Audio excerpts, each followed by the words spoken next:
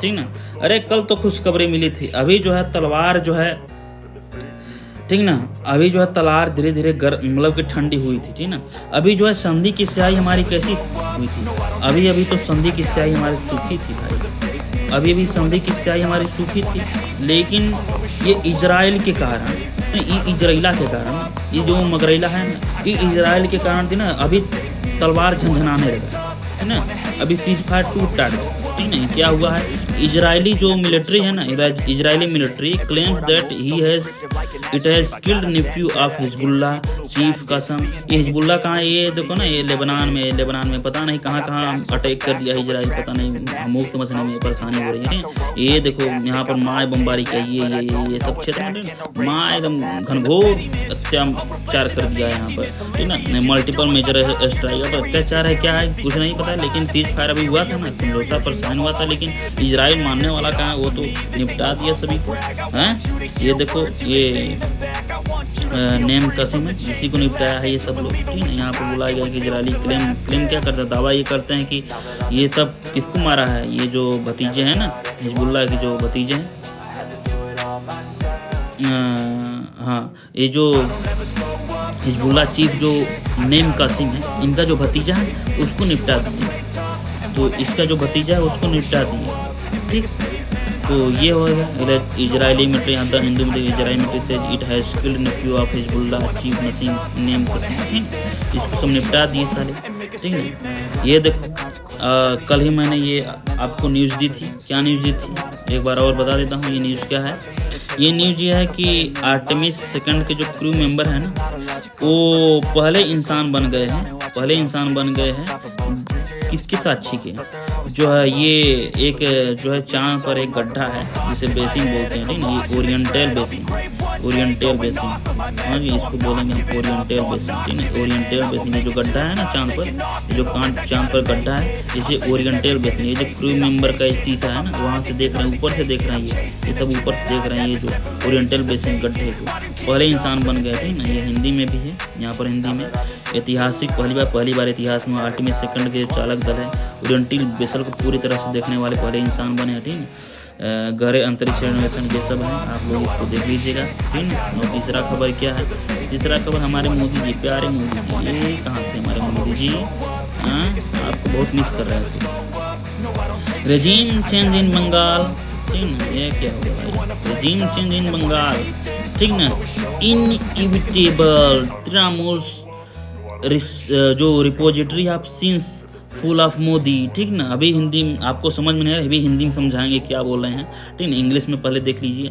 PM Narendra Modi spoke out the state economic decadence and said Bengal's contribution in national GDP has slid to mere 5% फ्रॉम 12%, मतलब 12% से घटकर, मतलब क्या है कि 12% जो है पहले जो है यहाँ पर पहले जो है 12% था, उससे घटकर 5% हो गया। ये बोल रहे हैं जीडीपी दाव बोल रहे हैं मोदी जी, हिंदी में सुन लीजिए, आपको समझ नहीं आ रहा होगा, हिंदी में सुन लीजिए। बंगाल में सत्ता परिवर्तन अनिवार्य है, अपरिहार्य है।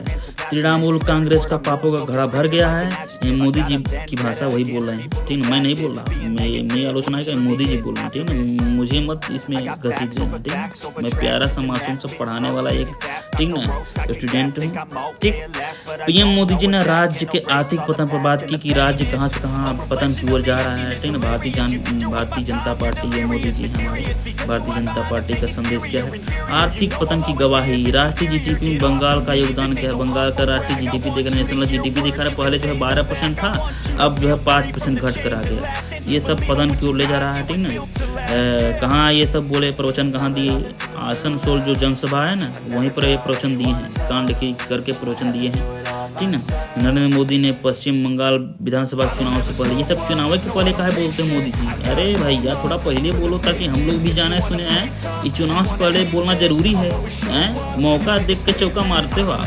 मैं भी आप समझ गया हूँ, ठीक है ना। कमर खूब दिखा रहे हो, ठीक है ना। एक बार हाथ को भी आने दो, पूरा आप ही सत्ता छीन लेंगे, कोई बात नहीं है। कोई बात नहीं है मोदी, हम आपकी बहुत तारीफ करते हैं, आपकी आलोचना नहीं कर रहे हैं, लेकिन क्या ना जनता भी थोड़ी बहुत समझ रही है। तो क्या है ना कि पहले सूचना दे दिया कीजिए, ठीक ना। ये जो है चुनाव से पहले आप सूचना देंगे तो सभी लोग समझेंगे कि जो है वोट बैंक की राजनीति कर रहे हैं। तो पहले सूचना दीजिए ना, ताकि सबको पता चले कि जो है जीडीपी में क्या की कौन कौन का कांड किया है, सबको खोल कर रख दीजिए। तो जो है हम लोग आपकी तारीफ करें, बिल्कुल अभी भी तारीफ करते हैं। आप जो है देश की तरक्की किए हैं, बिल्कुल तरक्की किए हैं, ठीक है, इसमें कोई दो राय नहीं है। आप जो है देश के रिप्रेजेंटेटिव अभी हेड हैं, ठीक ना। आपका सम्मान करते हैं, कोई बात नहीं। आगे चलते क्या बोलते हैं, संबोधित करते हुए बोले जो तृणमूल कांग्रेस का शासन है ना, बंगाल की दैनिक आर्थिक स्थिति पर गहरी चिंता जताई। उन्होंने कहा कि सत्ता परिवर्तन निश्चित है और अनिवार्य है, ठीक ना। बंगाल को फिर से प्रगति की राह पर ले जाएगा, ठीक ना। और जो है कल मैंने एक न्यूज़ सुनाई थी, तो उसका मैं डिस्कशन कर देता हूँ, तो ना ये बहुत ज़रूरी चीज़ इम्पॉर्टेंट है कि भारत जो है ना सेकेंड कंट्री बन गया है। अपनी जो है ना स्थिति, अपनी दर्जा जो है, अपना स्थान उन जो है देशों की श्रेणी में ला दिया है, ठीक ना। उन देशों के सामने ला दिया है जो न्यूक्लियर रिएक्टर सेक्टर में या कि नवकी जो ऊर्जा क्षेत्र की तकनीक है ना, उसमें जो है अपना अग्रणी स्थान हासिल किया है, सेकेंड लेवल। रसिया के बाद इंडिया, रसिया को पीछे नहीं छोड़ा है इंडिया, और जो पीछे पीछे लगा हुआ है। क्या बात है मोदी जी, इतना पीछे कहाँ पड़े हैं, कोई बात नहीं, ठीक है। मोदी जी 2014 से है ना, लेकिन भारत बहुत पीछे से पड़ा हुआ है, कोई बात नहीं। थोरियम का जलवा, भारत में थोरियम पता है ना बहुत ज़्यादा है, भारत में थोरियम बहुत ज़्यादा। विश्व में सबसे ज़्यादा थोरियम कहाँ है, भारत में सबसे ज़्यादा थोरियम है। थोरियम ज़्यादा है तो फिर क्या होगा, असीम और स्वच्छ ऊर्जा मिलेगी, ठीक ना। असीम फास्ट ब्रीडर रिएक्टर मिलेगा हमें, फास्ट ब्रीडर रिएक्टर बताएंगे, एक एक करके चर्चा करेंगे। फास्ट ब्रीडर रिएक्टर होता है क्या, अखंड सुरक्षा मिलेगी, तो भविष्य की आत्मनिर्भरता मिलेगी, इंडिपेंडेंट हो गए हम, आत्मनिर्भर हैं, सामाजिक समृद्धि और विकास होगा, ठीक ना। नेट जीरो, ठीक ना, नेट जीरो की मतलब कि प्रदूषण और दूषण नहीं फैलेगा, ठीक ना। थोरियम विकसित भारत की ऊर्जा है, ठीक ना। भारत का विशाल भंडार ऊर्जा स्वतंत्रता की नींव है। ऊर्जा में स्वतंत्र अभी नहीं है, दूसरे जगह से मंगाते हैं, स्वतंत्र कहाँ हुए हैं, ठीक ना। तो हम ये समझते हैं कि ये जो है फास्ट ब्रीडर रिएक्टर क्या होता है, ठीक है, थोरियम क्या होता है, ठीक ना, ये सब समझते हैं। चलिए आ जाते हैं अपने लाइन पर, ठीक ना। तो फास्ट ब्रीडर रिएक्टर क्या होता है, फास्ट ब्रीडर रिएक्टर होता है, देखो क्या होता है कि जो यूरेनियम होता है ना, जो यूरेनियम आधारित जो न्यूक्लियर रिएक्टर होते हैं, तो उनमें क्या होता है कि उनमें जो है न्यूट्रॉन की बमबारी होती है ना। न्यूट्रॉन की जैसे यूरेनियम की परमाणु क्रमांक कितना होता है 92, और इसका परमाणु भार कितना होता है यूरेनियम 92 235, यही सबसे ज़्यादा रेडियोएक्टिव होता है, ठीक ना। जो यूरेनियम 92 235 न्यूट्रॉन की बमबारी की जाती है ना, बमबारी के करते हैं, न्यूट्रॉन की बमबारी करते हैं, तब जो है न्यूक्लियर फिशन होता है ना, न्यूक्लियर फिशन, नाभिकीय विखंडन। जब नाभिकीय विखंडन हो जाएगा तो पहले एक नाभिक था, अब बढ़कर दो नाभिक हो जाएंगे, दो नाभिक बढ़ जाएंगे, इसे बोलते हैं नाभिकीय विखंडन, यानी नाभिक का विखंडन हो रहा है, नाभिकीय विखंडन इसे ही बोलते हैं, ठीक ना। तो क्या होता है जब ये बम्बार्डमेंट होती है, न्यूट्रॉन की जो मार होती है यूरेनियम पर, न्यूट्रॉन को धाए जब मारते हैं यूरेनियम पर, तो क्या होता है कि ये धीरे धीरे मारना पड़ता है। लेकिन फास्ट ब्रीडर रिएक्टर में समस्या नहीं होती, फास्ट ब्रीडर रिएक्टर में जोर मारोगे कोई समस्या नहीं होगी, एकदम वो चेन, मतलब कि समझ लो कि कंट्रोल्ड वे में जो रिएक्शन होगा, है ना, कंट्रोल में नियंत्रित तरीके से आपकी चेन रिएक्शन चलेगी, ठीक ना। तो इसको तेज मारोगे तो भी जो है आराम से चलेगा। तो ये तो होगा फास्ट ब्रीडर रिएक्टर, ठीक ना।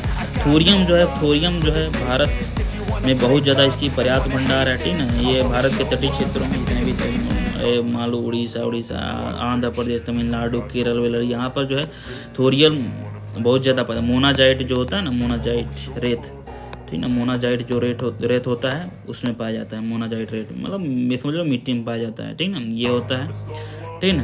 तो यही तो भारत क्या कर रहा है कि भारत सेकंड स्टेज में पहुंच गया है। सेकंड स्टेज में पहुंचने का मतलब ये है कि जैसे हम लोग कूड़े का इस्तेमाल नहीं करते ना, लेकिन अगर सेकंड स्टेज में पहुंच गए तो हम लोग जो है कूड़े का भी इस्तेमाल करेंगे, डबल एनर्जी पैदा करेंगे। पहले जो है 1 गुना पैदा कर रहे थे, अब डबल एनर्जी पैदा होगी, दुगना एनर्जी पैदा होगी। तो जो है अगर थर्ड स्टेज में पहुँच जाएगा भारत ना, थर्ड स्टेज में पहुँच जाएगा तो थोरियम का यूज करने सीख जाएगा। थोरियम जो है थोरियम से यूरेनियम बनाएगा, यूरेनियम से एनर्जी बनाएगा। हालांकि उससे एटॉमिक बम नहीं बनेगा, परमाणु बम नहीं है, लेकिन हमको बम बनाना है, हमारे पास पहले से परमाणु बम बहुत है, ठीक ना। बताने का न्यूक्लियर एनर्जी बन सकती है, ठीक ना।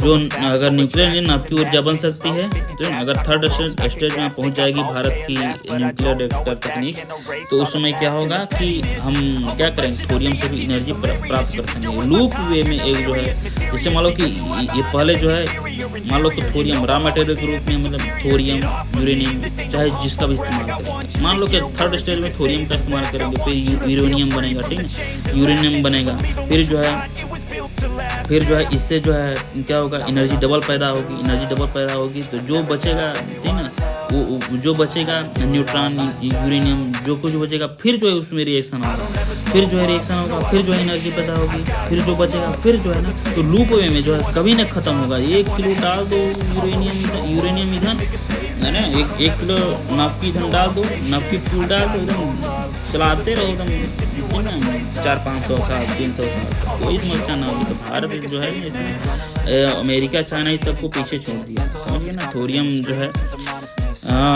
बनाने की कला भारत का परमाणु से बना, ठीक ना। थोरियम की खोज खनन कहाँ पर, ये देखो थोरियम, ये देखो थोरियम है ना, ये देखो थोरियम, यहाँ पर जो है थोरियम बहुत ज़्यादा पाया जाता है, समझ गए कि नहीं। ये जो है कलपक्कम स्थापित किया गया है, ठीक ना। ये जो है ये देखो न्यूक्लियर रिएक्टर, ये सब होता है, ये सब बीटा डीके होता है उसमें, तो बीटा डीके होता है तो परमाणु एक नया परमाणु जुड़ जाता है, उसी को बीटा डीके बोलते हैं ना, ठीक। थोरियम जो है थोरियम भंडार दुनिया में सबसे बड़ा भारत के पास है, समझ गए कि नहीं। ये होता है रेत में पाया जाता है। और क्या है, हो गया। चलिए ब्रो, यहीं आपका सेशन समाप्त होता है आज का, ठीक ना। कैसा रहा सेशन आप लोग कमेंट करके ज़रूर बताइएगा, ठीक ना। और जो है सभी साथियों के साथ जो इसको शेयर कर दीजिएगा। आज का सेशन शानदार हमको लगता है, ठीक था। धीरे धीरे ऐसे ही सीख कर ना नए जो है तकनीक का हम भी इजाफा करेंगे, ठीक ना। ईजाद करेंगे, नई तकनीक का हम भी ईजाद करेंगे, और धीरे धीरे असफलताओं से सीख कर ही कोई आगे बढ़ता है ना, एकदम बिल्कुल नए वे में। एकदम जो है हम लोग आप लोगों को इतना पढ़ा देंगे, इतना मतलब कि ना समझ लीजिए इतना सिखा देंगे जितना कोई टीचर नहीं सिखा पाएगा, समझ रहे हैं कि नहीं। और एकदम मतलब कि आपको भरपूर कंटेंट दे देंगे, ऐसे ही बिल्कुल पढ़ाएंगे। एक बार हम चाहते हैं कि अंतिम में जो है ना, मैं जो बोला था कि वीडियो के माध्यम से सब कुछ समझाऊंगा, चलो एक वीडियो देख लेते हैं कि वीडियो आखिर क्या बोलता है, वीडियो से कैसे हम लोग जो है मौसम जलवायु को समझते हैं, मौसम क्या बोलता है, जलवायु क्या बोलता है, तो उसको अच्छे समझ लेते हैं। देखो यहाँ पर जो है, देखो ये एक मिनट, ये जो है ना, ये क्या हो रहा है इसमें क्या हो रहा है, इसमें देखो, देखना इसमें क्या हो रहा है, ठीक। ये देखो, इसमें देखो वायु गर्म होकर ऊपर उठ रही है, ठंडी वायु नीचे आ रही है, ठीक ना। ये मैंने इसको समझाने के लिए AI वीडियो का इस्तेमाल किया है, ठीक है। अब देखो ये जो है इसमें क्या हो रहा है, इसमें समुद्र की सतह से जल का तापमान ऊपर जा रहा है, ठीक ना। समुद्र की सतह से जल का जो है जल जो है वाष्प में बदलकर ऊपर जा रहा है। देखो समुद्र की सतह, समझ रहे हो ना, समझ में आएगा। ये जो जल है जो वाष्प बदलकर ऊपर की ओर जा रहा है। एक और वीडियो है उसको भी देख लो। फिर ये देखो यहाँ भी वही बताया गया है कि पहले जो है समुद्र की सतह से जल वाष्प में बदलकर ऊपर की ओर जाएगा, ठीक ना।